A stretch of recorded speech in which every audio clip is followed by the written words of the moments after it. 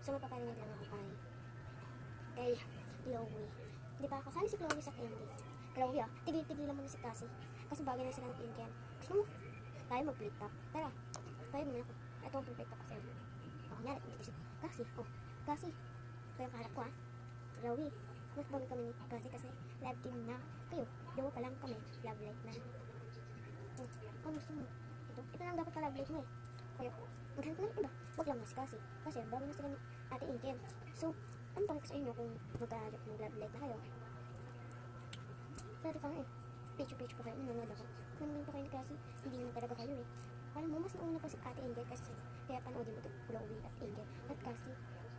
So, yan panoodin nyo. Hinarang ka.